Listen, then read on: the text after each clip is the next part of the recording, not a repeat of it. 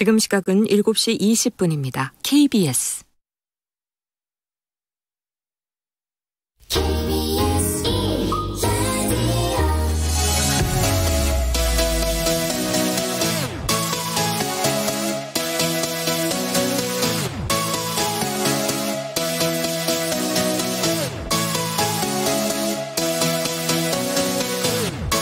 KBS 열린 토론.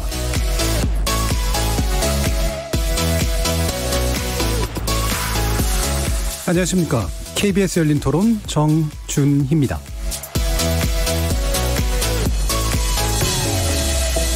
KBS 열린 토론 매주 이 시간은 금요일은 나설 차례 나를 설득해봐 라는 코너로 함께하고 있는데요.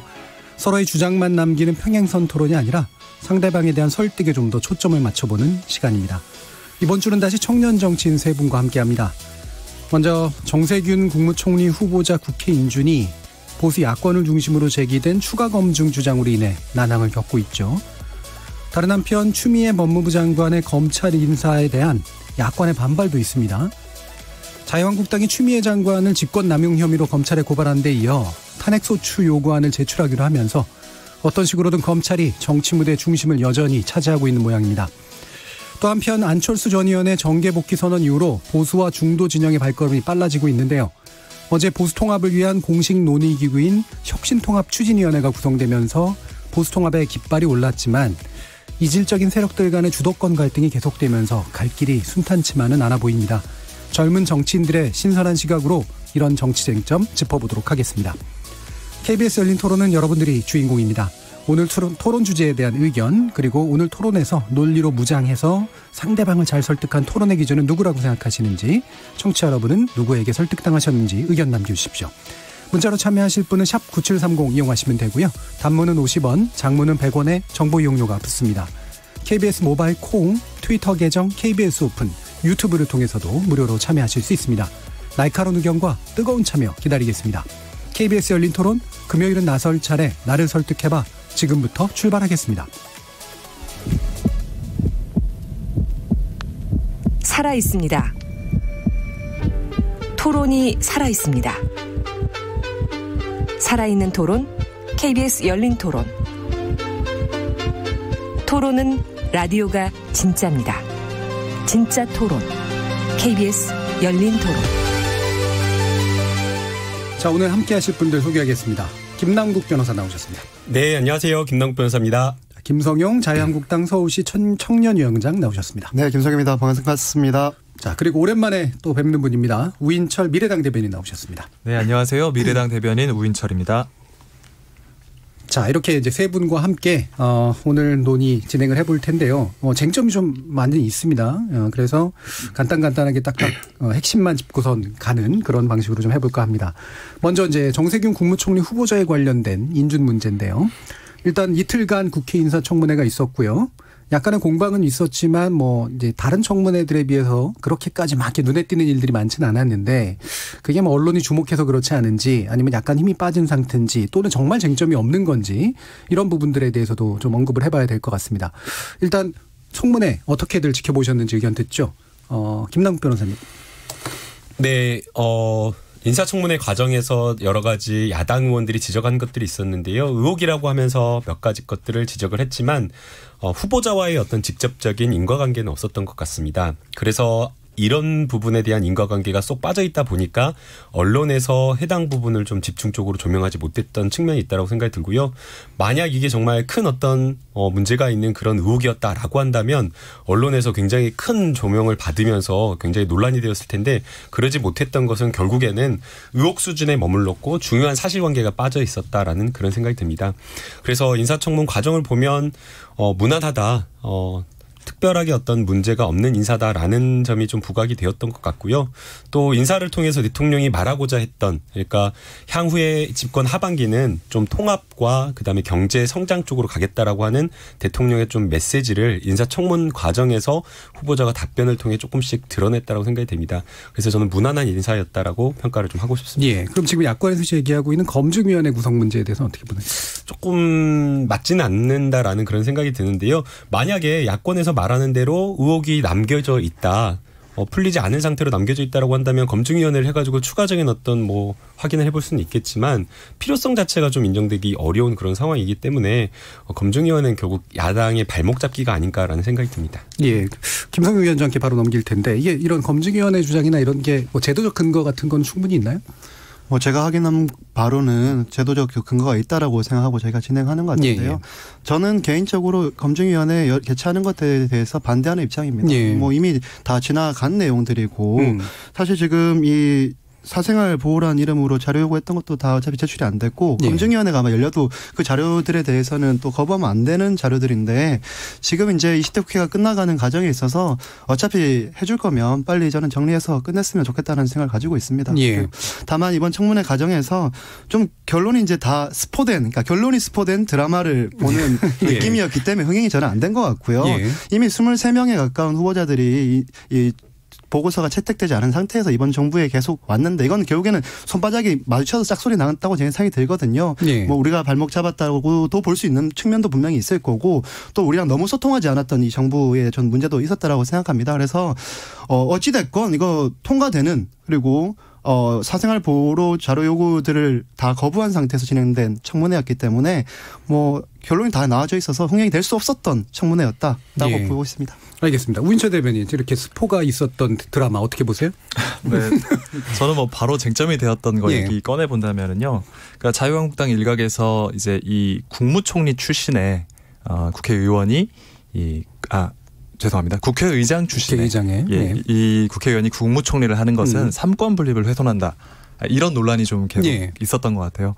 저는 그 자유한국당의 그 일각의 주장과는 다르게 국회의장 출신도 국무총리를 할 수 있다고 생각합니다. 예. 이것 자체가 삼권 분립을 훼손한다고 생각하지는 않고요.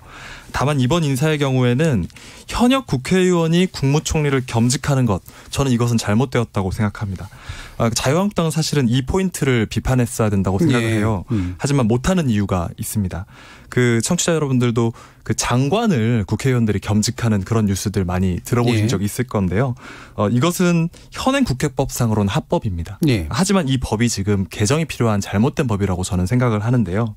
왜냐하면 삼권 분립의 어떤 우려도 있고 또는 장관이나 국무총리를 하면서 국회의원을 한다는 것은 이제 투잡을 뛰는 건데 예. 뭐 신의 성실의 문제도 저는 있다고 보고 있습니다. 이 직들이 이 두 가지를 동시에 할 만큼 가벼운 직들이 아니거든요. 그런데 그러면 이게 왜 지금 이 포인트를 못 잡고 있는가 하면 여야 할 것 없이 국회의원들은 장관으로 또는 이런 국무총리로 영전하는 것이 꿈입니다. 예. 왜냐하면 굉장한 스펙이 됩니다. 국회의원을 재선 3선 하는데 그리고 행정 경험도 쌓을 수 있고요. 이 부분을 지금 문제 삼으면 나중에 본인들에게도 기회가 오지 않을 수가 있어요. 그러니까 이건 저는 어찌 보면은 국회의원들의 어떤 특권이라고 할 수 있는 겸직 부분을 정확히 짚지 못하고 있기 때문에 좀 헛돈다. 저는 초점을 좀 잘못 짚고 있다. 이렇게 좀 봤습니다. 예, 의장의 총리로 가는 것이 문제가 아니라 이제 국회의원이 행정부의 어떤 수반이나 장관이 되는 것 자체가 문제인데 그럼 현행 법 체계가 문제가 있다고 지적은 하셨는데 네. 총리라는 어떤 직위에 대해서는 어떻게 보세요? 이것도 장관의 일종이라고 보시는 건가요? 그렇습니다. 지금 현행법에서는 국무총리와 국무위원은 예. 겸직을 할 수 그러니까 정확히 말하면 겸직 금지 현행법 조항이 있습니다. 겸직 금지의 법인데 거기에서 이제 국무위원과 국무총리는 예외로 열어놨어요. 예. 이런 상황인데 사실은 장관이나 국무총리가 이것을 겸직한다는 것은 모순이 발생합니다. 이 행정부와 이 입법부 사이에 이런 감시와 견제라고 하는 측면에서 모순이 발생하기 때문에 이 법은 조금 다른 뭐 미국이든 영국이든 프랑스든 뭐 이런 나라들의 사례를 봐도 이 겸직을 하지 못하게 명확하게 법을 개정해야 되는 것이 맞다. 영국은 좀 다를 것 같은데 내각제인데. 예, 영국은 내각제인데도 불구하고 개인 의원의 발의권 같은 것들을 제한을 시킵니다. 일부. 네, 그렇습니다. 일부 제한하는 방식으로 이런 부분을 이제 보완을 하고 있는데요. 저희는 이제 제가 보기에는 아까 말했듯이 그런 것들을 이제 좀 열어놓고 양쪽 의원들 모두 본인들에게 그런 기회가 올 수 있기 때문에 이 법을 아직 개정하지 못하고 있다고 생각합니다. 예. 이 보좌진이 있지 않습니까?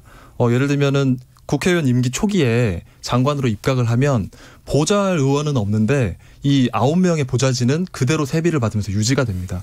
그뿐만 아니라 당연히 그 지역구의 여러 가지 이해관계나 이런 것들은 행정부에서 실시하는 큰 정책들하고는 분명 이해관계가 충돌할 수도 있는 지점들이 있거든요. 예.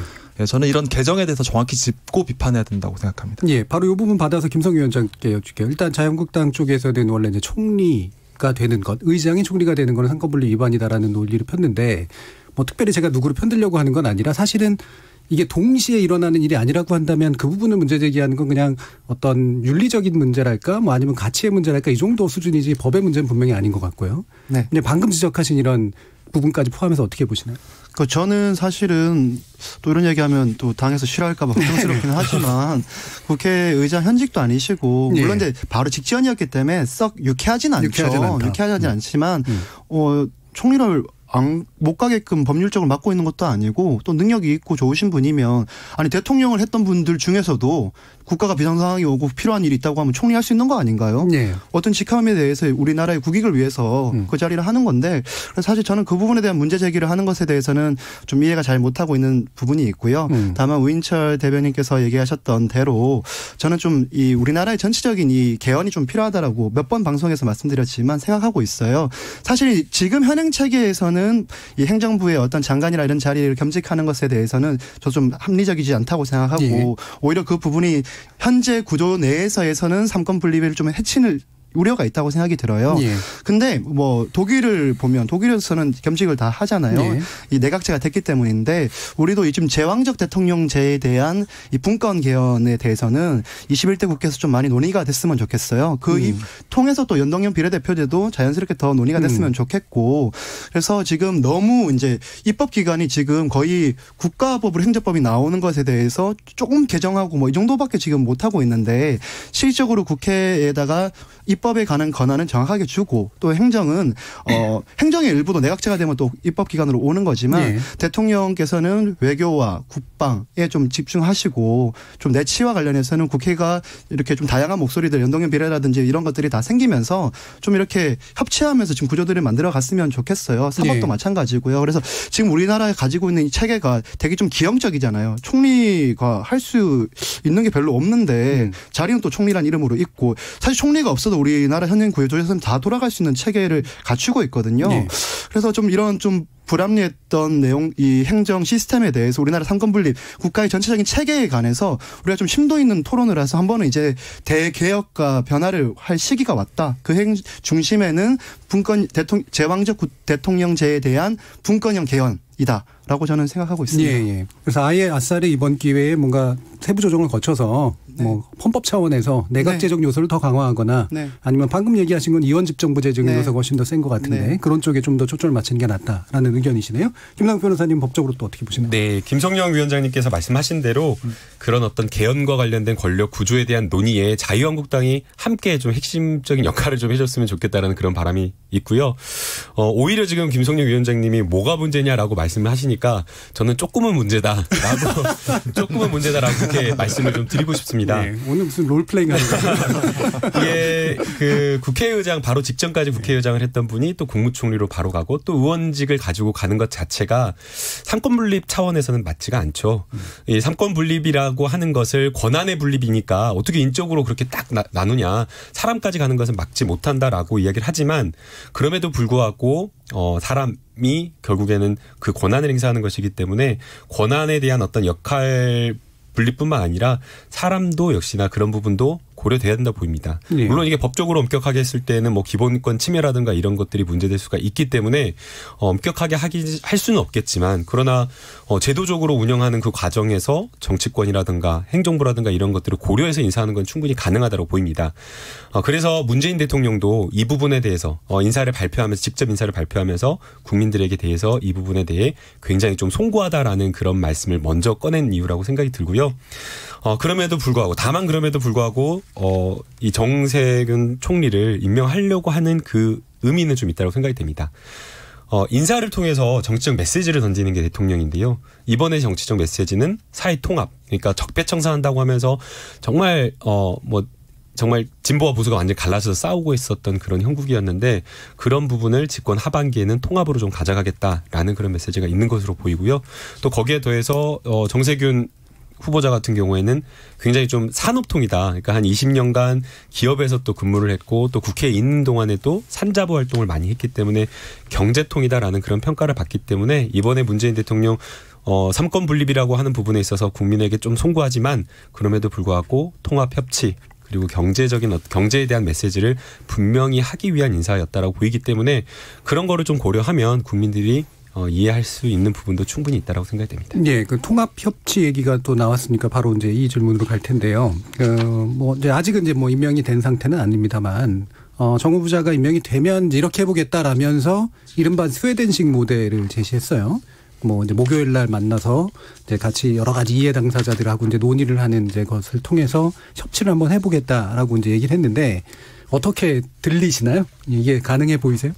저는 개인적으로 권력을 잡기 전에 항상 누구나 이런 네. 얘기들은 많이 하셨는데 이렇게 하셨던 정치인들 또 뭐 총리나 대통령들이 그간 있었는지를 돌이켜보면 좀 많이 없었던 것 같아요. 그래서 사실 이낙연 총리께서도 막걸리 정치 하시겠다고 야권 만나겠다고 했는데 좀 잘 안 이루어졌던 것 같고요. 거의 잘 이루어지지 않았고 다만 지금 문희상 의장님보다는 정세균 의장께서 국회의장을 하실 때 야당을 많이 배려했다라고는 저는 생각을 합니다. 네. 그래서 기대하고 있어요. 오히려 저는 오히려 정세균 의장님께서 이번에 그 총리가 되신다면 좀 야권과 그동안 우리가 이 타협과 협치 또 뭐 대화 소통 이런 것들이 전혀 없던 20대 국회를 보냈는데 다가온 남아있는 20대 마지막 국회와 그리고 다가올 21대 국회에서는 정세균 의장님께서 그동안 보여주셨던 그 갈록과 또 소통력을 발휘하셔가지고 그렇게 목요 클럽처럼 또 스웨덴 방식으로 좀 해주셨어 하는 그 마음이 좀 저는 강합니다. 예, 현 그 민주당 지지자나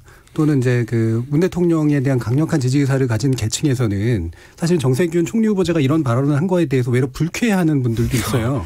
그러니까 협치가 가능하냐라는 문제를 떠나서 지금 상황에서 무슨 협치냐. 그리고 뭐 장관을 그럼 야권을 임명하겠다는 얘기냐. 뭐 이른바 이제 거국내각 비슷한 발언도 하셨었으니까 이런 식의 또 반발까지 포함해서 어떻게 보세요? 김남국 변호사 먼저 들을까요? 이게 그 친문 일명 이제 극렬 친문 지지자들이 그런 어떤 일부 반발을 하고 있는데요. 네. 협치하겠다라는 것은 대통령의 뜻입니다. 예. 대통령이 그러한 어떤 국정 운영을 하겠다라고 이야기를 하고 있기 때문에 대통령을 지지하는 정말 극렬하게 지지하는 지지자라고 한다면 그런 대통령의 국정 운영에 부담되는 그런 비판은 좀 삼가는 게 맞다라고 생각이 들고요. 정세균 후보자가 매번 만나서 뭘 하겠다라는 것이 야당에게 원하는 것을 다 주겠다라는 그런 것이 아니라 국정 운영이라고 하는 것이 협치의 모델로 갈 수밖에 없는 것이고 또 특히나 지난 2, 3년 동안 여러 뭐 서초동과 광화문으로 갈라져 가지고 갈등을 보였던 그런 모습이 있기 때문에 결코 이게 국민 통합이라든가 아니면 대한민국 발전에 좋지 않기 때문에 이러한 것들을 고려한 조치이기 때문에 저는 극렬 지지자들이 어떻게 제가 뭐 반발하는지 모르겠지만 그런 부분은 좀 삼가하는 게 만약 진짜 그런 게 있다라고 하면 삼가하는 게 좋다라고 보이고요. 아마 지금 총리 후보자 같은 평을 좀 들어보면요. 보수 신문에서도 굉장히 좀 좋은 평가를 내리고 있는 것 같더라고요.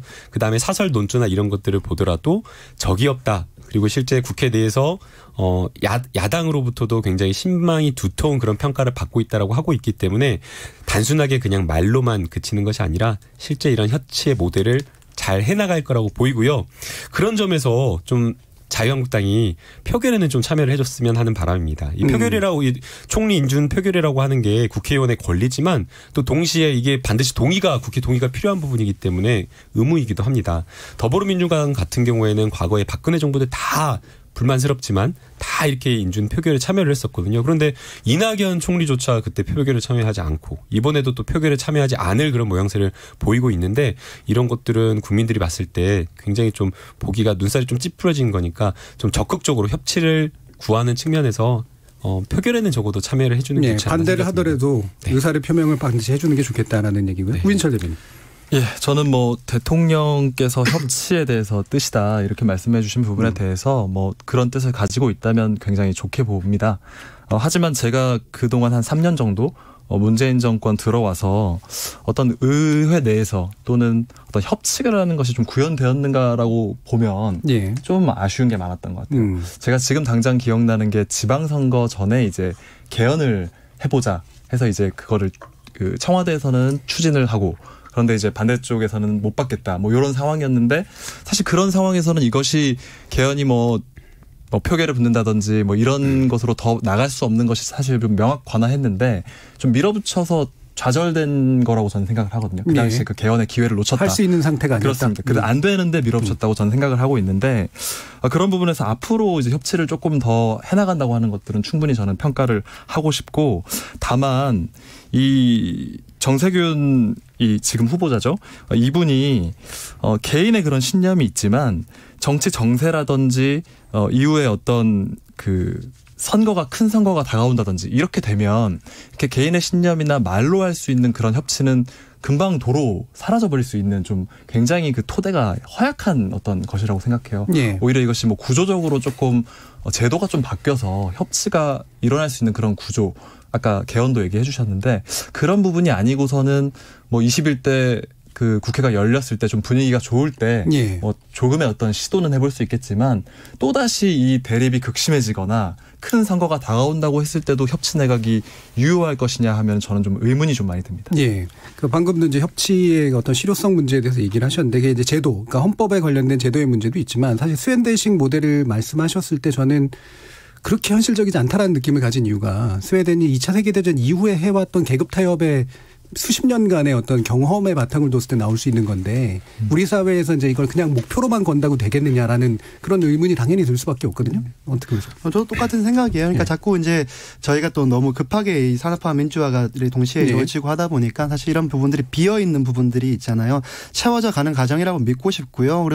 그리고 지금 현행 구조 상에서의 제가 지금 말씀드렸지만 정세균 의장님께서 총리로 가는 게 사실 문제 없다고 얘기를 하고 있지만 그건 현행 법상이기 때문에 얘기를 하는 겁니다. 그런데 그 또한 상권 분립을 침해할 가능성은 충분히 있는 거죠. 그래서 진정한 협치가 이루어지려면 계속 몇 번을 얘기하게 되는데요. 하여튼 제왕적 대통령제에 대한 개헌이 반드시 필요할 것으로 보이고 21대 그 국회에서는 이 개헌과 동시에 이 부분을 좀 진중하게 국가의 미래를 생각하면서 여야 할 것 없이 좀 이렇게 연동형 비례와 공수처처럼 번갯불에 콩 구워 먹듯이 뭔가 바꾸려고 하지 말고 이건 체계 자체를 바꿀 수 있는 문제이기 때문에 긴 토론들이 필요하고 국민들의 이 신뢰가 필요할 것 같아요. 그런 논의들을 했으면 좋겠고요. 그리고 붙여서 이 이슈가 끝나기 전에 한마디 드리고 싶은 게 참 민주당 정치 잘한다라고 생각을 또 한 번 했던 게요. 이게 정무적으로도 정세균 의장의 총리를 보내는 것에 대해서는 잘하신 거다. 왜냐하면 내부적으로 생길 수 있는 반발들 또 갈등들을 해소하는 측면도 분명히 있었다고 봐요.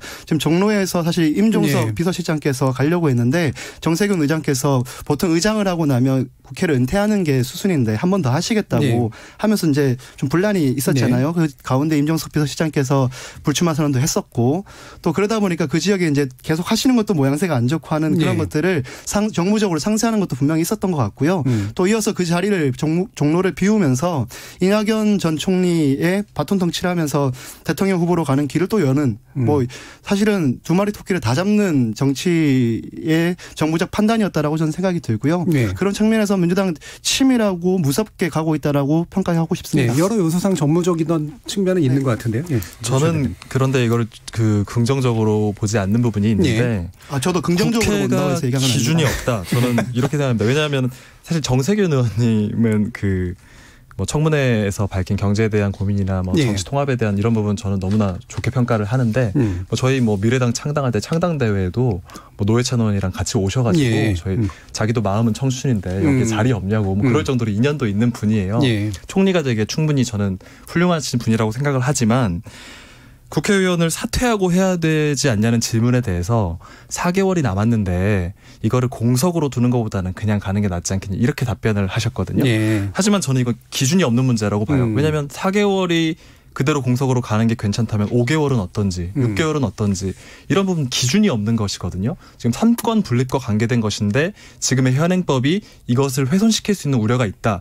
그러면 저는 자유한국당이든 민주당이든 모든 국회의원들이 이 겸직금지에 대한 법안만큼은 딱 이거는 확실히 뭐 다음 회기든 언제든 바꿔줘야 된다. 기준을 만들어야 된다라고 이번에 얘기가 나와주는 것이 우리 정치의 더 올바른 방향이라고 생각합니다. 혼자만의 입이 아니어서 사실 생긴 문제잖아요. 솔직히 말하면. 바꾸기가 어렵다라는 그런 생각이 드는데요. 그럼에도 불구하고 그런 부분은 뼈저리게 좀 받아들이는 게 맞다라고 봅니다.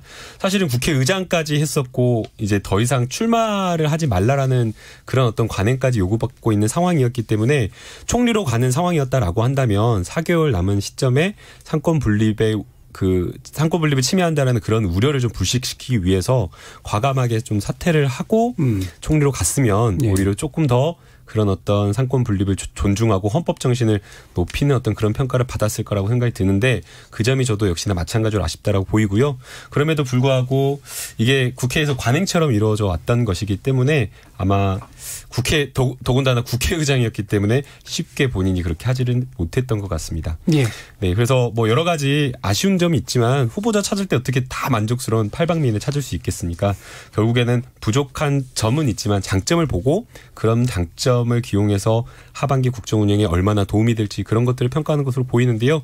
뭐 아직은 지금 국민들이 정세균 후보자가 국회의장일 때는 굉장히 좀 잘했는데 총리일 때는 어떤 모습을 보여줄까 그런 부분에 대해서는 좀 의구심을 가지고 있는 것 같습니다. 여론조사나 이런 것들을 보면 찬성이 훨씬 더 높지만 지금 뭐 잘했다고 평가를 받는 이낙연 총리보다는 조금 낮은 수준이기 때문에 기대는 높지만 또 걱정도 있다라고 좀 보이는데요. 그런 어떤 국민들의 걱정을 기대 이상으로 해가지고 훨씬 더 좀 성과를 내는 그런 국무총리가 되었으면 좋겠다라고 생각이 들고요. 저도 앞으로 향후 5년간 우리 대한민국의 시대 정신은 통합과 경제 이 두 가지라고 저는 생각이 듭니다. 그래서 대통령이 어떤 그런 국정 철학을 정하셨다라는 것에 굉장히 저도 동의를 하고 있고요. 그렇기 때문에 그것을 단순하게 말로만 이야기하는 것이 아니라 실제 실전적으로 화합할 수 있는 그런 정세균 후보자 저는 좀 기대를 하고 싶습니다. 예. 네. 두 번째 쟁점으로 넘어가겠습니다. 검찰 인사 문제 지금 봐야 될 것 같은데요. 사실은 이게 더 큰 어떤 논란의 대상이 되고 있는 것 같아요. 민주당은 이제 항명 프레임이 이제 지금 작동하고 있죠. 그다음에 한국당은 이제 숙청 프레임을 이제 작동시키고 있다라고 볼 수가 있는데 뭐 둘 중에 어느 게 옳은 말이냐 뭐 이거 따지는 것도 좀 그렇긴 합니다만 적어도 지금 검찰 인사가 왜 이런 방식으로 진행됐는가에 대한 평가는 일단 좀 들어봐야 될 것 같아요. 이 부분은 김성용 위원장 얘기부터 듣죠. 지금까지 검찰 조사가 어떤 방향으로 진행됐느냐에 대해서 사실 이 가지고도 지금 국민들이 완전 분열돼가지고 평가를 달리하고 있는 것으로 알고 있는데요. 제가 보기에는 아직 결과가 나오지 않은 상태에서 검찰이 해야 될 역할들은 다 하고 있다라고 저는 생각이 들어요. 네. 이 대통령께서도 처음에 임명장 주시면서도 살아있는 권력 눈치 보지 말고 무조건 공정하게 하라고 얘기하셨는데요. 지금 그것을 계속 막고 있는 그렇게 하지 말라고 잘못하고 있다고 얘기하고 있는 세력들이 지금 여당과 여당 또 사람들인데요.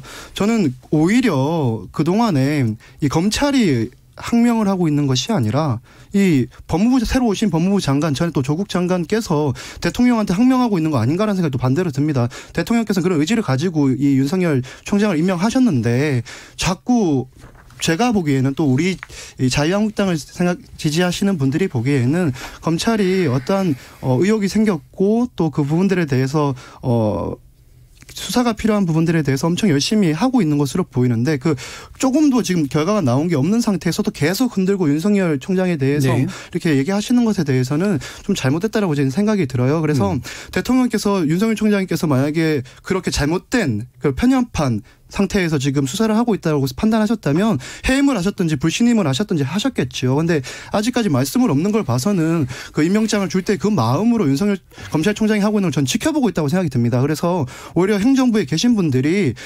대통령께서 임명하실 때의 그 취지를 살려가지고 지금 하는데 좀 더 힘을 실어주셨으면 좋겠어요. 근데 그래서 이 결과가 나와서 이 법리적으로 다투고 판결에서 무혐의가 나온다든지 따지고 봐서 너무 무리한 수사를 해가지고 그것이 지금 현행법에 저촉되는 것을 했다고 하면은 거기에 대해서는 충분히 그 책임을 지고 검찰도 해야 되겠죠. 근데 그간의 일련의 과정을 보면 무리하게 그 공수처를 설치하려고 가고 또 이번에 추미애 장관께서 이 조국 수사를 하고 있는 팀장들을 다 자르고 딴 데 자천시키고 하는 부분들을 봤을 때 이게 만약에 정권이 바뀌어서 우리가 박근혜 정부 정권에서 그 했다면 어떻게 얘기하셨겠어요? 그 당시 우리 국정원 댓글 사건 할 때 윤석열 현재 검찰총장이 여주지검장으로 자천됐을 때 추미애 현 장관께서 그렇게 하면 안 된다고 이런 식으로 수사하고 있는 사람들 보내서는 안 된다라고 얘기하셨던 사람이 추미애 장관님이셨잖아요. 근데 지금 와서는 이렇게 들어와서 수사를 하고 있는 팀에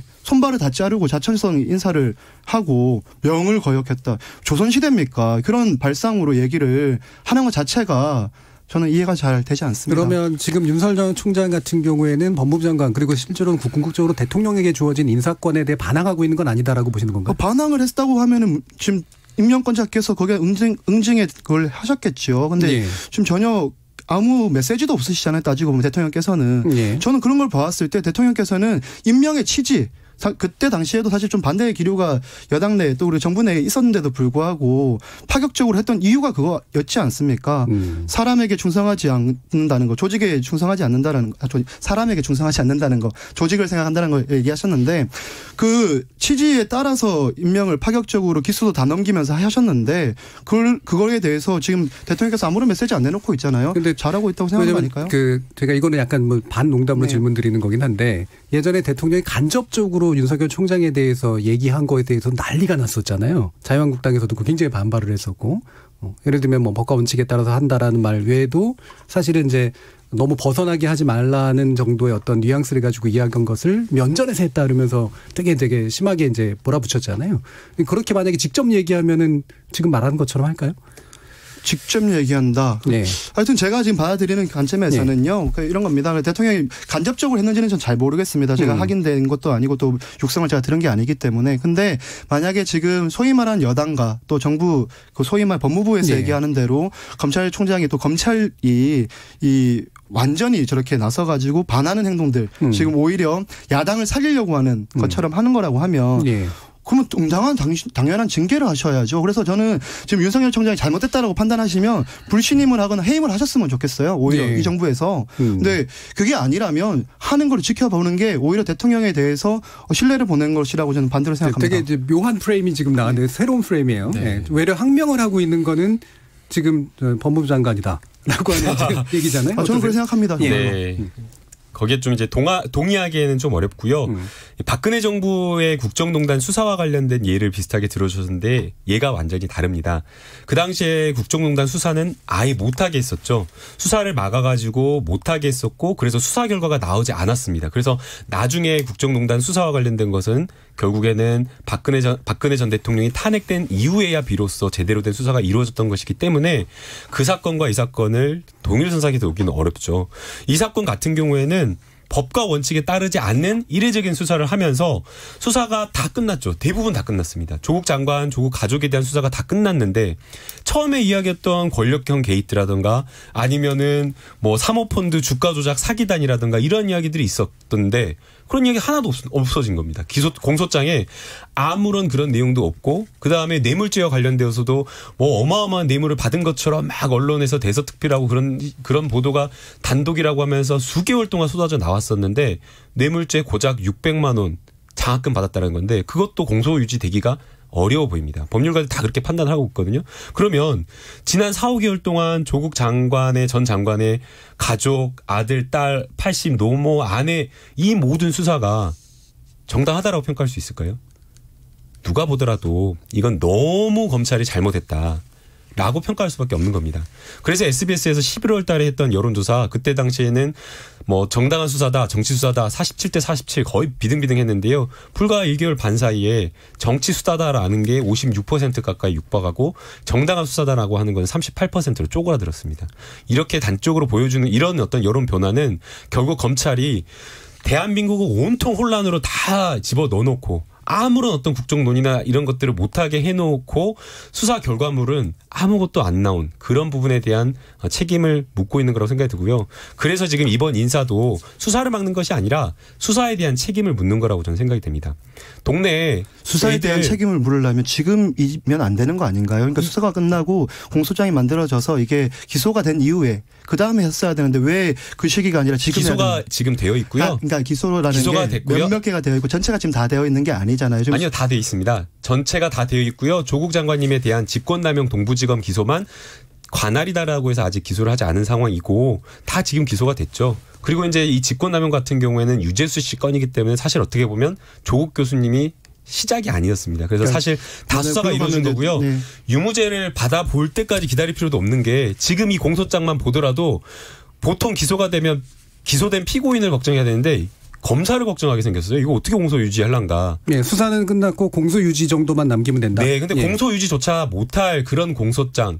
정말 기가 막힌 그런 공소장이기 때문에 예. 그래서 저는 수사에 대한 책임을 물어야 된다라고 생각합니다. 우인철 네.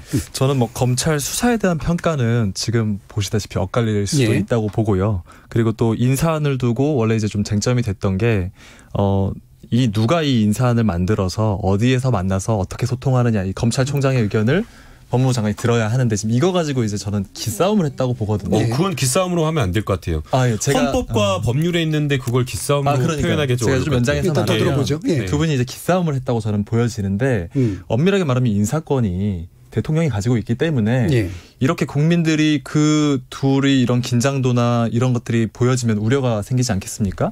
그런 면에서 봤을 때는 어떻게 따져도 인사권이 결국엔 누구에게 있는가 이런 면에서 본다면 저는 그 윤석열 총장의 그런 행동이 어쩌면 이 인사권에 좀 반하는 행동일 수도 있다. 그런 예. 면에서 저는 좀 그렇게 좀 보는 편이 있고. 항명이라는 프레임까지 써야 된다고 생각하시나요? 그거는 이제 좀 고민이 있는데 제가 더 사실 집중했던 거는 자유한국당 심재철 원내대표께서 검찰 대학살 전두환 정권 야만보다 심각하다라는 발언을 했어요. 예. 저는 이게 국민을 굉장히 우롱하는 막말이라고 생각을 했습니다. 왜냐하면 전두환 정권 때 안기부 있었죠. 고문 있었죠. 삼천교육대 있었고 광주 5.18 있었습니다. 심재철 원내대표가 대학살이라는 용어를 쓰셨는데 전두환 정권 때는 진짜로 시민들을 상대로 고문이 자행되고 학살이 있었단 말이에요. 그때는 검찰이 수단이었기 때문에 학살할 이유가 없었겠죠. 거의 그러니까 그런 정도의 어떤 그 시절과 비교하면서 그때보다 심각하다 이렇게 용어를 쓰는 것들에 대해서 저는 도저히 동의하기가 어렵고 너무 이거는 뭐 정말 반민주주의적이고 반국민적인 발언이라고 생각을 합니다. 그래서 저는 이 원내대표의 이런 인식에 대해서 사실 좀 충격을 받았고요.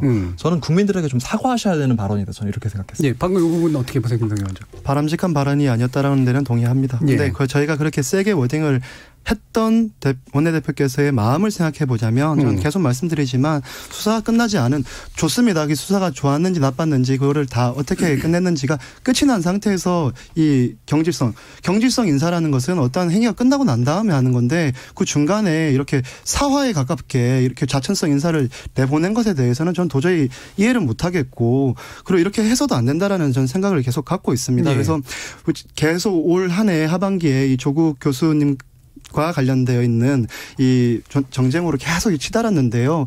사실은 뭐 다 뭐 기소장이 이렇게 빈약하다, 뭐 검사가 걱정된다 이렇게 얘기하는데요. 시간이 남았으니까 분명히 저는 그게 나올 거라고 생각하고 또 추가 기소가 분명히 있을 거라고 좀 보여집니다. 다른 수사들도 충분히 하고 있을 거로 보이고요. 중요한 걸 단정적으로 얘기하지 않았으면 좋겠다는 그런 생각이 드는 게요. 네, 잠깐만요. 네. 일단 한 가지만 더 묻게요. 그러니까 그래서 자유한국당에서 지금 직권남용으로 이제 고발하겠다라는 거잖아요. 예, 그 부분은 어떻게 보세요? 저는 그 또한도 직권남용이라는 프레임으로 이거 처벌할 수 없는 거라고 생각이 들어요. 직권남용이 실제로 적용되기 되게 어려울 텐데. 어렵다. 근데 윤리적으로 직권남용이라고 얘기하는 감정적으로 국민 정서상의 이제 직권남용이라고 저희가 표현하는 거라고 저는 생각이 들고요. 그러니까 저희가 되게 세게 지금 얘기를 하고 있어요. 이게 되게 불합리하다라고 생각하고 있기 때문에 국민들에게 더 이거를 알리기 위해서 정치적 수사로서의 엄청 강한 내용들을 저는 얘기하고 있다고 생각이 들고요. 어찌 됐건 지금 뭐 이렇게 계속 이 문제로 치닫고 있는데요. 묵비권을 계속 행사하면서 검찰 조사에 응하지 않고 있는 조국 교수님. 그래서 그 어떠한 수사를 당연히 더 강행적으로 할 수밖에 없는 분위기를 조성하고 있는 것도 문제라고 생각이 들고요. 이게 한번 이제 딛고 넘어서야 되는 조국 교수님의 문제였는데요. 다 옳았다고 잘못된 게 없다. 저는 이렇게 제가 변호사님처럼 법률가가 아니기 때문에 법리적으로 아직 잘 모르겠습니다. 하지만 지금까지 충분히 제기된 내용들에서 다 무죄가 될 것이다. 이렇게 단정적으로 지금 얘기를 하지를 않았으면 좋겠어요. 네, 아니요. 이거는 법률적인 그런 어떤 전문가적인 식견이 필요한 건 아닌 것 같아요. 그냥 저희가 상식적으로 한번 생각을 해보세요. 아무리 죄가 있다고 하더라도 누가 앞에 피고인 정말 수사를 해야 될 범죄자가 있어요. 근데 그 범죄자를 수사하기 위해서 20년, 30년 전에 있던 사건을 수사하고 남동생을 수사하고 80 노모를 수사하고 아내를 수사하고 아들, 딸을 수사하고 고소고발도 안 들어온 그런 모든 사건을 수사하는 게 이게 과연 검찰권, 제대로 된 검찰권 행사냐라고 묻는 거예요. 그러면 저희가 탄핵되기 전에 박근혜 대통령 조사할 때 제가 이제 말하고 있으니까 이 얘기만 질문을 제가 말하고 있으니까 들어요. 그래서 해도 너무하다라는 이야기가 나오는 거예요. 그러면 좋아요. 그래, 그럼 너희가 수사를 했으니까 너희가 수사를 할 수밖에 없으니까 지켜보죠. 그러면 수사의 결과가 그렇게 확신에 차서 대대적인 수사를 했다라고 한다면 수사 결과가 있어야 되잖아요. 처음에 이야기했던 권력형 게이트 어디 갔어요? 지금 괜히 나온다는 이야기가 조지 워싱턴 대학교에서 대리 시험 쳤다? 그거는 그런 일 없다라는 거예요. 그거 가지고 지금 기소를 한 거예요. 처음에 그거 이야기 나왔었나요? 실제로 근데 업무방해록이 가능한가 이건 그것도 엉뚱한 이야기인 거죠. 법적으로 그게 실제 법적으로 했다고 하더라도 그 업무방해로 처벌하기가 쉽지 않은 범죄인데 처음에 아예 나오지도 않았던 그 범죄를 그냥 들고 나온 거예요. 그러면서 그거를 처음에 정경심 교수님과 조국 교수님 둘이가 했다라고 기소장에 나왔는데 또 정경심 교수님 기소할 땐 그건 또 빠져 있어요. 그럼 이쪽 정경심 교수님은 봐주고 이쪽 조국 교수님은 갑자기 기소하고. 결국에는 검찰의 수사가 이렇게 들쭉날쭉 그리고 그렇게 마음대로 해도 너무한 수사를 했는데 결과가 부족했다라는 거예요. 그래서 거기에 대해서 누군가는 수사에 대해서 책임을 져야 돼요. 저는 사실은 윤석열 총장이 대국민 사과하고 사퇴하는 게 맞다라고 보여요. 아니 중고등학생들 꼬맹이들도 아무것도 모르는 애들도 학생회나 동아리 운영하면서 잘못된 것들에 대해서 잘못한 거 있으면 뭐 대자부 붙이거나 사과하고 집행부가 사퇴를 해요. 근데 그 어마어마한 수사권이라고 하는 그 검찰총장에 있는 윤석열 총장이 이렇게 잘못된 수사를 해놓고 사과도 하지 않고 아무것도 하지 않는다?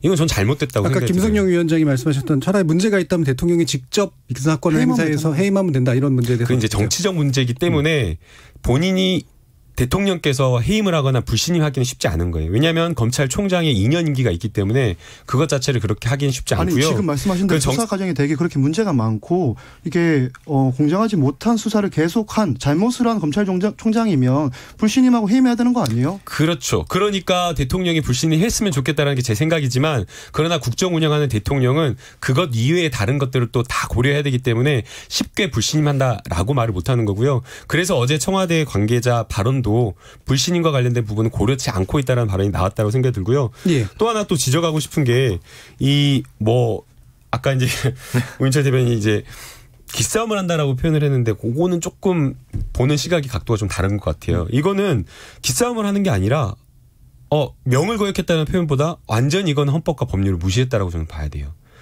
정말 검찰이 오만한 태도를 보였다고 생각이 드는데요. 두 가지 점에서 보세요. 검찰청법에 따르면 검찰총장이 의견을 듣는다고 해서 뭐 토론하거나 협의하거나 동의를 구하거나 이게 아니에요. 그러면 의견만 들으면 돼요. 그런데 검찰총장 뭐라 그랬어요? 그 인사 나는 날 문자로 막 공방하면서 구체적인 인사안을 들고 오라고 한 거예요. 그럼 마치 본인들이 검찰이 마치 거기에 대해서 제가하는 것처럼 했죠. 그다음 두 번째 더더욱 놀라운 것은 법무부로 와서 법무부 장관이 6시간 동안 시간을 비우고 협의하는 의견을 듣겠다라고 하는데 다른 제3의 장소로 인사안을 가져오라? 이게 얼마나 오만한 생각이에요. 예. 법무부의 외청에 불과한데 인사안에 대해서 그냥 의견 개진밖에 할 수 있는 권리가 법률에 의해서 없는데 그것을 가져다가 다른 곳으로 오라? 예.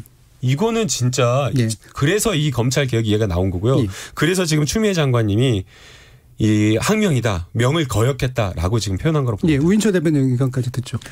예, 제가 기싸움 한 그 얘기도 어찌 보면 좀 저는 일맥상통하게 인사권이라는 것이 명확한데 이거를 양쪽에서 바라보는 시각이 있겠지만 그래도 결국 기준은 인사권이 더 절대적인 기준인 거 아니냐. 그런 면에서 국민이 부여한 이 권력에 대해서 조금 더 깊이 있게 생각했다면 검찰총장이 보여서는 좀 안 되는 모습이었다. 저도 그렇게 좀 생각을 하는 편이고요. 다만 지금 아까 아직 진실이 밝혀지지 않은 거 아니냐. 김성령 위원장님 그렇게 얘기하셨고 또 이쪽에서는 이제 특수부라든지 모든 역량을 동원한 거에 비하면 기소 내용이 너무 빈약하다. 저는 이것도 되게 일리가 있는 말인 것 같아요. 그래서 이런 부분들은 저는 두 분의 말씀 다 일장일단이 있다고 보고 지금 직권남용으로 고발을 했는데 여기에서 더 나간 소리들이 있더라고요. 보수 언론들의 기사를 제가 좀 찾아봤습니다. 1월 10일자 조선일보에서 이번 인사사건이 민주주의 파괴라는 기사를 실었더라고요. 근데 이 기사를 읽어보면 그냥 일방적으로 자유한국당의 입장을 대변하거나 또는 거기에 더 나아가서 훈수를 두는 그래서 이 반대에 있는 입장이나 해명은 전혀 싫지도 않은 그런 기사들이 지금 양산되고 있어요. 저는 이런 걸 보면서는 조국 사건 그때뿐이겠습니까만은 그 정치에 있어서 이 언론의 역할이 굉장히 중요한데 이런 류의 행태들이 다시 반복되는 것은 거의 유사 정치 집단 아닌가. 굉장히 문제가 심각한 것이 다시 지금 언론을 통해서 재현되고 있다. 이런 부분도 있는 것 같습니다. 알겠습니다. 여러 가지 얘기들 좀 나눠봤는데요. 금요일은 나설 차례 나를 설득해봐. 법무부의 어떤 인사 결정에 관련된 문제 그리고 지금 총리 후보자에 관련된 문제에 대해서 이야기를 좀 나눠봤습니다. 청취자들 의견도 기다리고 있을 테니까요. 후반부에서 보수통합 논의를 더 진행하기로 하고요. 바로 청취자 문자 소개로 들어가도록 하겠습니다. 송하랑 문자캐스터. 안녕하십니까. 문자캐스터 송하랑입니다. 정세균 인사청문회 총평과 추미애 인사 적절했나라는 주제로 청취자 여러분이 보내주신 문자 소개해드리겠습니다. 콩아이디 6726님. 제가 보기엔 당대표가 의원이 아닌 것이 더 문제 같습니다. 한국당은 사사건건 오로지 반대에만 몰두하고 있는데 참 안타깝습니다. 시대가 바뀌었고 국민들 수준이 상당히 높아진 것을 여전히 인식하지 못하는 듯한데요. 결국 총선이 지나면 알게 될 겁니다. 콩아이디 김설민님, 이번 정부처럼 국민 여론 무시하고 막가파식으로 제멋대로 하는 후안무치한 정부는 처음 봅니다. 말로는 공정 정의를 외치면서 네 편 내 편을 대하는 태도가 180도 다릅니다. 유튜브로 의견 주신 대화 맞다 청취자분, 국회의원의 국무위원 겸직은 바꿔야 한다의 한 표입니다. 콩아이디 5964님, 2019년 가만히 생각해보니까 한국당은 1년 내내 국회 일은 안 하고 장외 집회, 필리버스터, 국회 보이콧, 단식 삭발, 국회에서 행패 부리고 날마다 이런 행동을 하니까 너무 싫습니다. 콩아이디 2460님, 검찰총장이 공정하게 수사를 하고 있다면 어느 누가 응원하지 않겠습니까? 수사가 이리도 지지부진한 이유를 무엇으로 해석해야 하겠습니까? 나경원 의원의 고발 건수가 10건입니다. 검찰개혁을 외쳤던 조국 장관 수사와 동일하게 수사를 진행했다면 국민이 지금의 검찰을 응원하지 않을 이유가 없을 것입니다. 라는 의견 주셨습니다. 지금 방송을 듣고 계신 청취자 모두가 시민 농객입니다. 계속해서 청취자 여러분의 날카로운 시선과 의견 보내주세요. 지금까지 문자캐스터 송아랑이었습니다. 뭐든지 이야기해. 날 이해시키려고 해봐. 서로의 대화가 하나 되길 기대해.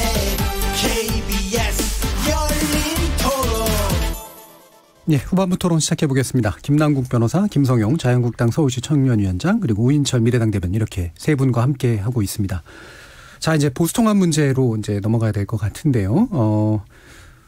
바로 불과 한 지난주 정도까지만 해도 어떤 의원들의 얘기로 보면은 그건 뭐 전혀 불가능한 일이다. 지금 이미 다 물 건너갔다. 이렇게까지 얘기가 나왔다가 급진전이 또 일어나고 있습니다. 확실히 이제 선거라고 하는 건 움직이는 생물인 것 같은데요. 일단은 김성원 위원장이 보시기에 지금 보수통합에서 어느 정도까지 진척이 가능하다라고 지금 관찰하고 계세요? 어느 선까지 말씀을 드려야 될지를 잘 모르겠는데요. 제가 생각하기에는 물론 이제 많은 고비들이 남아 있긴 하죠. 많은 고비들이 남아 있지만 우리가 그동안 국민의 눈높이를 좀 못 맞추고 특히 20대 국회에서 탄핵을 경험하고 2명의 대통령을 또 구속당하기도 했고 대통령 선거, 지방선거에 참패하면서 사실 되게 힘든 세월들을 보냈잖아요. 그 기간 동안 사실은 저희 이렇게 제일 야당이 지리멸렬하는 동안 사실은 또 이 정부가 독점된 많은 소위 말하는 생존 권한, 사법 권한, 또 지방 자치 권한, 또 지방 교육 권한까지 거의 독식하다시피 하면서 저희들이 갖고 있는 가치들을 알리기에 너무 많이 몰려있다라고 생각을 하고 있는 것 같아요. 그래서 그런 어떤 취지들이 맞춰져 있고 지금 뭐 드리고 수 있는 얘기들 뭐 제가 다 알고 있는 건 아니지만 제 선에서 말씀드릴 수 있는 내용들은 분명히 설 전에 지금 통추위는 공식 기간이라고 보기가 좀 어렵죠. 왜냐하면 시민단체니까요. 그래서 그렇죠. 저는 설 전에 아마 공식 통추위가 출범될 거라고 보고요. 그리고 어느 정도의 가닥은 2월 초 정도 되면 나올 거고 또 공천을 해야 되는 과정들이 있기 때문에 2월 중순쯤에는 새로운 신당, 그러니까 합쳐진 당이 출연할 가능성이 지금 상당히 높은 상황이다라고 얘기를 드리고 싶습니다. 예. 그래서 현재로서의 통추위는 아직까지 그냥 외곽에서 잠시 이제 불을 지피고 있는 거고 공식적으로 이제는 조만간 아마 나오게 될 것 같다는 말씀이시잖아요. 네, 그렇습니다. 예. 근데 그 당협위원장들이 사퇴해서 현재 그 통합을 추진하는 대표에게 황교안 대표에게 힘을 실어주기로 했다라고 하는 것도 그런 맥락이 있는 건가요? 일맥상통한 이야기겠지요. 사실 이게 당협위원장에 대한 사퇴는요. 이제 공천을 신청할 때, 그러니까 예비후보 등록이 아니라 공천을 신청하면 자연스럽게 이제 내려놓게 되는 자리인데요. 그래 따지면은 한 2월 중순에서 2월 말 정도에 사실은 이제 사퇴하게 되어 있는데. 이걸 사퇴하게 되면 되게 저 같은 사람도 되게 불리한 게 많아져요. 뭐 어디 인사도 못하고 구청이나 이런 데 마음대로 들어가지도 못하고 이제 그렇게 되는데요.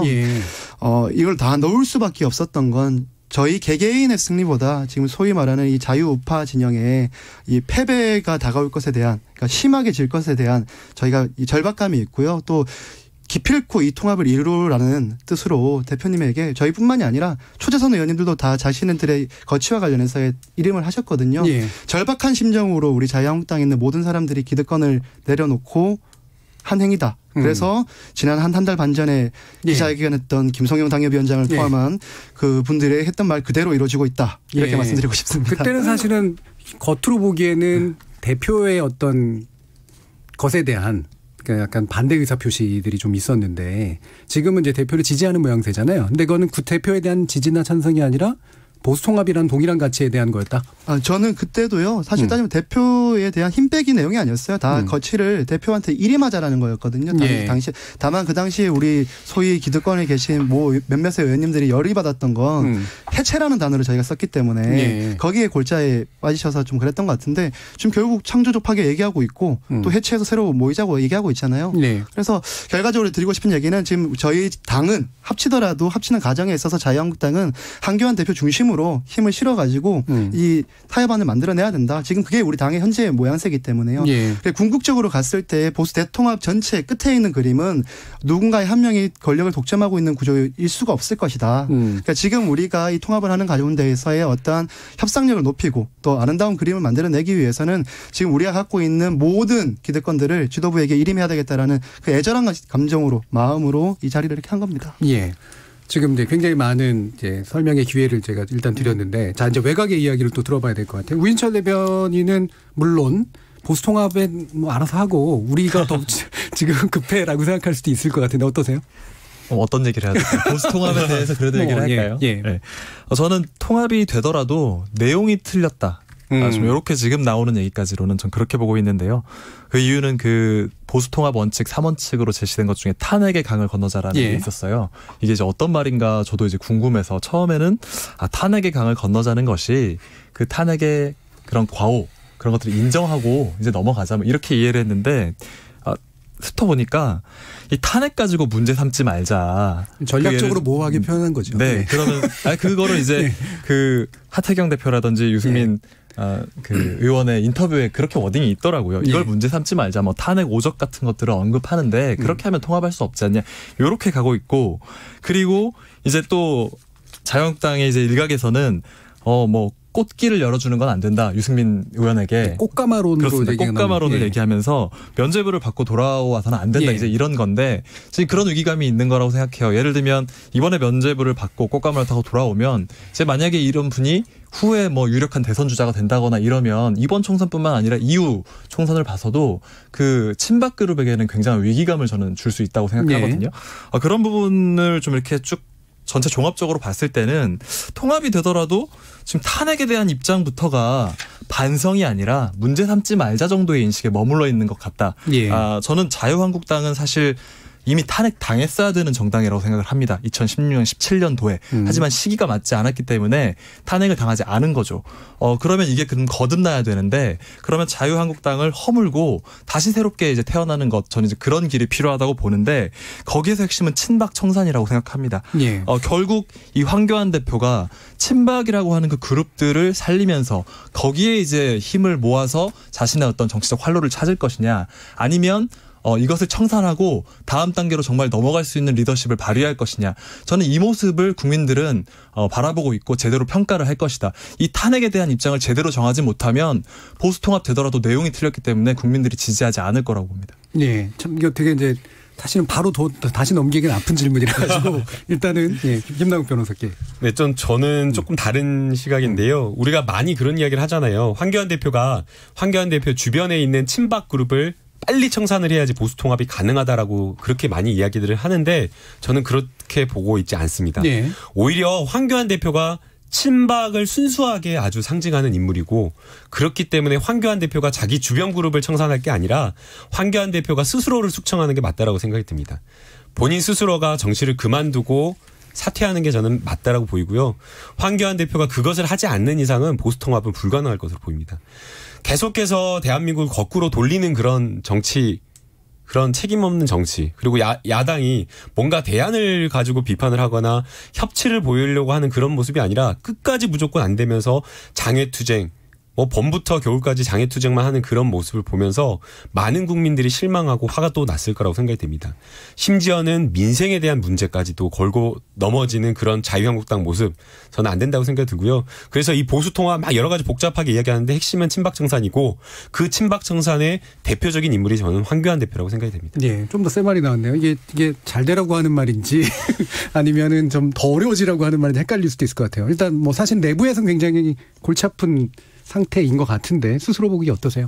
골치 아픈 게 많죠. 사실은 저희 지금 우리 공화당까지 생각해 보자면 이거 너무 극과 극으로 지금 나눠져 있는 의견들이 있는데 공통 분모가 있습니다. 근데 어찌됐든 이 탄핵과 관련돼서의 어떤 잘잘못을 따지고 뭐 이런 걸 떠나서 이 소위 말하는 이 문재인 정권과 대항해서 싸워야 되는 하나의 그룹이 생겨야 된다. 입법 기간마저 이번에 다수당으로 압도적으로 이렇게 우리가 지리멸멸해서 넘어가면 저도 이런 말을 잘 안 쓰거든요. 근데 합법적으로 독재가 뭐 잘할 수도 있는 거니까요. 네. 합법적인 독재 국가가 된다라는 우리 절박감이 있어요. 그래서 그런 측면에서의 보수 통합에 대한 큰 의의, 이걸 해야 된다라는 모든 공감대는 이루어져 있습니다. 그러니까 탄핵의 책임을 묻는 문제도 중요하지만 반문재인이라고 하는 전현 정부의 책임을 묻는 게 더 중요하게 우선순위로 떠올랐다. 네, 그게 훨씬 더 중요합니다. 그래서 그 공감대가 있기 때문에 의제를 통해서 저희들은 뭉칠 거고요.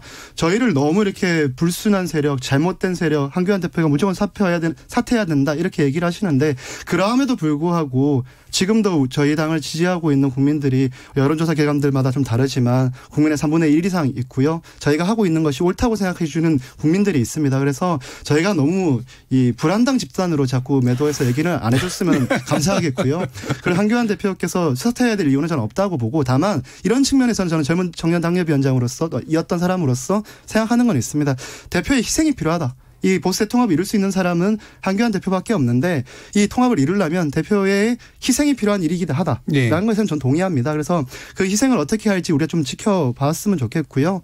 또 분명한 희생이 있을 거라고 보입니다. 이렇게 그러지 않고서 이렇게 저희들이 사퇴를 하고 일임하고 하는 저희부터의 희생이 있는데 제일 정점에 있는 분이 어떤 희생 없이 또 그런다고 하면 보수의 통합 될까요? 안 되겠지요. 그래서 탄핵의 문제 짚고 넘어가겠습니다. 탄핵 제가 여기에서 저번 방송하면서 이래서 욕 많이 먹었는데요. 비겁해 보일지 모르겠습니다. 근데 탄핵의 문제에 대해서 제 개인적인 관점은 있지만요. 지금 이거보다 더 중요한 게 말씀드린 대로 저희는 이 반문연대가 더 중요하기 때문에 저희가 바라보는 가치와 지향점에서는 이렇게 국가가 가면 안 된다라고 하는 지점이 있기 때문에 저희는 이걸 통해서 이번 선거는 모여서 치러야 된다고 저는 생각하고 그렇게 가고 있습니다. 알겠습니다. 자, 여기에 또 한 가지 변수가 바로 이제 안철수 전 의원입니다. 꿈꾸기로는 현재 보수통합의 한 축이 됐으면 좋겠다라고 하는 것으로 얘기가 됐지만 안철수 전 의원은 그럴 모습은 또 아닌 것 같은 그런 느낌인데요. 일단 안철수 전 의원의 등장 어떻게 보세요, 우인철 대변인? 네, 저는 복귀를 결심한 것은 정치를 통해서 사회를 바꾸겠다라고 하는 본인의 어떤 소신, 발로라고 보고 있고요. 그리고 이번 총선이 정세가 나쁘지 않다 이렇게 판단했을 거라고 봅니다. 한 두 가지 정도 측면에서 의미가 있을 것 같아요. 저는 이제 안철수 신당이 차려진다 이런 쪽으로 주로 전망을 하고 있는 편입니다. 보수 통합이 되기는 어렵다고 보고요. 바른미래당을 모태로 아니면 그걸 모태로 하건 또는 어떤 신당의 어떤 시나리오가 있지 않을까 이렇게 보고 있는데 두 가지 의미는 이 비례의석이 중요한 정당들이 많습니다. 저희 청년들이 주도하는 미래당이라든지 또는 녹색당처럼 새로운 목소리로 국회로 진출하려는 이 원외 정당들 3% 득표를 해야 되고요. 그 밖에 또 정의당이나 바른미래당 혹은 새로운 보수당 이런 것도 이제 3% 염두에 두고 있는데 이 안철수 신당이 등장하게 되면 여기에 이제 영향을 미칠 수 있기 때문에 이건 굉장한 어떤 변수가 될 수 있다. 이게 한 가지 측면이고요. 두 번째는 저는 안철수 신당이 창당될 경우에 안철수 전 대표가 나올 경우에 저는 이번 총선에서 세대 교체라고 하는 의제를 전면적으로 들고 나올 거라고 보고 있어요. 안철수 전 대표가 2040을 전면에 내세우는 창당이라든지 이런 것들을 할 거라고 보고 있고 지금 민주당도 이미 그 스토리가 있는 청년들을 영입하는 방식으로 그리고 다른 정당들도 이 세대 교체를 굉장히 이제 얘기하기 시작했는데 저는 이거는 시대 정신이라고 보고 있고 저희 이제 이런 원외에 있는 미래당이나 녹색당이나 이런 원외 목소리를 내는 정당들도 세대 교체를 얘기합니다. 여기에서 어떤 것이 진짜 세대 교체인가? 예를 들면 어떤 스토리가 있는 청년을 영입하는 것인가? 아니면 당내에 이 청년들에게 어떤 독립적인 인사권, 사업권, 예산권 같은 것들을 부여함으로써 그런 구조를 만들어내는 것이 진짜 세대 교체인가?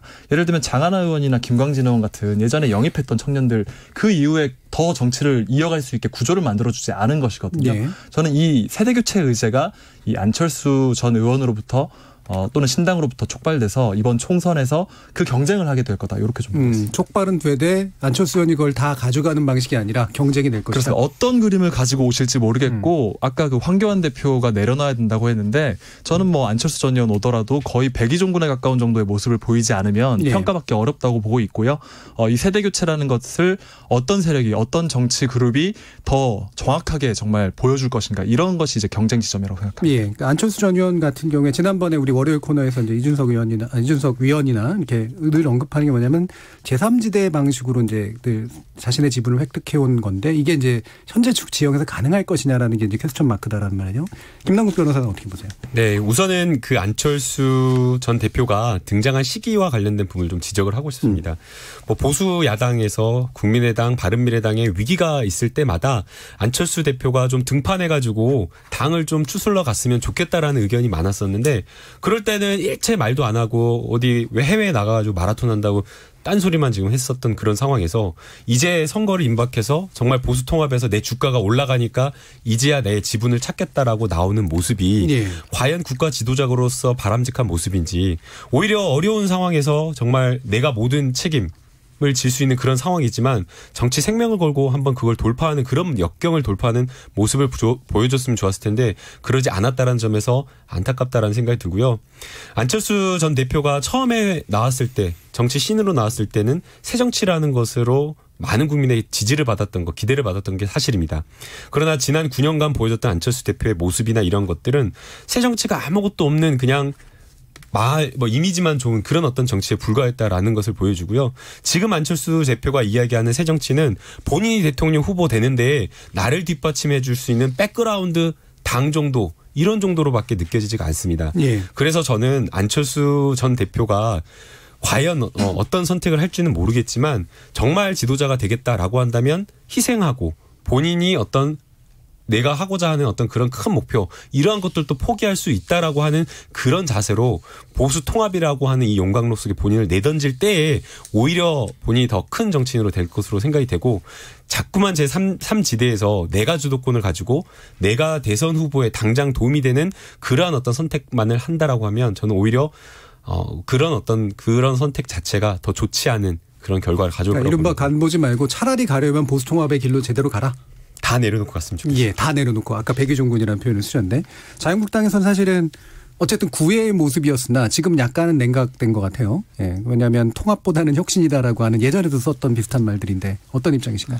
저는 일단 이 얘기를 좀 드리고 싶어요. 안철수 전 대표께서는 사실 서울시장 선거에서 참패한 이후에 대표직을 사퇴하시고 전 정치적 책임을 지셨다가 이제 뭐 또 시기가 되니까 때가 되니까 뭐 온 측면이 있죠. 근데 전 좀 달리 보는 좀 재밌게 보는 측면이 하나 있습니다. 소위 말하는 새로운 보수당에서 3원칙이라고 들고 나왔던 것 중에 첫 번째 탄핵의 강을 건너자라는 내용은 자유한국당에다 한 뜻이라고 좀 들리는데요. 나머지 개혁 보수의 길로 가자. 헌집을 허물고 새 집을 짓자고 하는 내용은 저는 안철수 대표를 위한 메시지라고 생각이 듭니다. 그리고 거기에 대한 전 하답을 했다라고 하는 측면으로 봐요. 왜냐하면 오늘 새술은 새부대에 담아야 된다. 그리고 문재인 정권이 지금 잘못하고 있는 실정에 대해서 비판하는 내용들이 나왔었거든요. 이미 안철수 대표께서는 다양한 이 선거 기간 동안 이 스펙트럼을 건너셨어요. 처음 시작을 혼자 시작하셔서 민주당에 가셨다가 또 중간 지대에 왔다. 이 한 번에 전향한 정치인들은 있는데 이렇게 천천히 오시는 분은 제가 보기엔 유일하신 것 같아요. 이현주 의원도. 그러네. 죄송합니다. 확 바뀌었어요. 천천히 못 가고. 좀 빨랐나요? 굉장히 빨랐죠. 좀 빠르셨죠. 그래서 제가 보기에는 쭉 스펙트럼이 넓게 오셨는데 저는 개인적으로 안철수 대표께서도 경제인이셨고 그래서 이제 보수 대통합에 기술을 들어오셔서 본인이 시도하고자 했던 새정치 신정치 이것 자체가 아마 실패했음을 아실 겁니다. 결국에 다수의 이 정치 싸움을 할 수밖에 없는 길이기 때문에 보수 대통합의 길로 들어오셔서 한교안 대표, 유승민 대표, 안철수 대표가 모인 상태에서 기득권 싸움을 하는 것이 아니라 진짜 이 무너졌고 짓밟혔고 국민의 눈높이 못 맞춰서 버림받았던 우리 당 지지율 4%까지 내려갔던 이 당을 한번 살려는 이 그룹을 살리는 우리 자유한국당이 아니고요. 이 보수라고 하는 이 자유민주주의와 시장경제를 수호하겠다라는 세력 그리고 자유와 책임이라는 가치를 높게 사겠다라는 세력 사실 이거 안 했잖아요. 이 세력들이 이 기치를 다시 짊어들고 나왔으면 좋겠습니다. 정말 재밌는 게 있는데요. 보수로 가시면 좋겠다. 여기도 이제 오면 좋겠다 이랬는데 막상 정말 3지대에서 이분이 창당을 하게 된다고 하면 예를 들면 수도권에서 기호 3번에 지역구 선거에서 기호 3번에 어떤 개혁적인 뭐 그런 3지대의 어떤 후보를 낸다고 하면 자유한국당은 선거 지역구 굉장히 어려워집니다. 그렇기 때문에 맞습니다. 근데 그렇게 된다는 건 이제 민주당 입장에서는 사실 지역구에서 어찌 보면 굉장히 유리할 수 있는 지점이 있거든요. 그래서 지금 이분이 이분을 둘러싼 이렇게 설왕설래가 오고 가는 것은 그런 지역구 선거에서 이분이 어떤 포지션을 하느냐에 따라서 자유한국당과 민주당의 어떤 총선 결과가 좌지우지 되기 때문에 지금 예. 그러고 있는 거라서 뭐 여기서는 이제 가라고 하고 저기서는 또 이런 모습들이 뭐 좀 재밌게 보이네요. 예, 알겠습니다. 안철수 의원이 전 의원이 사실은 지난번에 우리도 함께 그 월요일 코너에서 얘기 나눴는데 품기가 굉장히 어려운 분이다라는 평가가 좀 일반적으로 있어서요. 예, 자유한국당이나 보수통합 과정에서도 어떤 역할을 하시게 될지 뭐 지켜봐야 될 것 같습니다. KBS 열린 토론 금요일은 나설 차례 나를 설득해봐. 지난 8월에 청년 정치인 편을 시작으로 매주 금요일 청취자 여러분을 찾아뵀는데요. 이제는 총선을 맞으면서 이제 재편이 필요한 그런 시점이 돼서 매주 함께 하셨던 김남국 변호사, 김성영 위원장, 그리고 우인철 미래당 대변인, 그리고 오늘 자리에 함께하지 못했던 고은영 제주녹색당 공동위원장, 그리고 조윤호 정치컨설턴트 이분들은 오늘까지 뵙게 될 것 같고요. 다음에 또 새로운 모습으로 아마 기성 정치인이 되셔서 뵐 수도 있지 않을까 한번 생각을 해보겠습니다. 그래서 오늘 마지막 순서는 뭐 이제 서로 뭐 칭찬든 뭐든 간에 우리 코너를 같이 하셨던 소회를 간단하게 좀 밝히면서 마무리 짓는 거로 하겠습니다. 먼저 이거 김남국 변호사님. 네. 지난 몇 개월 동안 이렇게 함께 이야기를 나눌 수 있었던 것이 저에게는 정말 소중한 시간이었고요.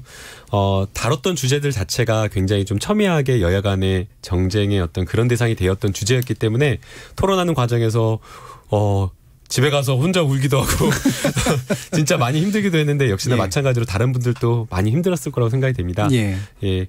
앞으로의 어떤 정치라든가 이런 대한민국의 모습이 조금은 더 통합적으로 갔으면 하는 바람이고요. 개인적으로 김성영 위원장님이나 대변인님, 우인철 대변인님 모두 좋은 일 있으셨으면 좋겠습니다. 예, 롤플레잉을 하긴 했지만 힘들기는 또 내면적으로 있었던 거죠. 김성영 위원장. 사실 저는 되게 많이 배우는 시간이었어요. 제가 뭐 김남국 변호사님처럼 방송이나 이런 것들을 많이 경험했던 친구가 아니었고 또 토론을 자주 했지 않았기 때문에 사실은 저희 지지자들 입장에서 제가 좀 부족한 모습들을 많이 보여서 실망스러운 측면도 분명히 저는 있었을 거라고 봐요. 그럼에도 불구하고 저 개인적으로는 되게 많이 배우는 계기가 됐고 또 저렇게 생각할 수 있겠구나라는 또 측면에서도 많이 사고를 변화시키는 계기가 또 되기도 했었습니다.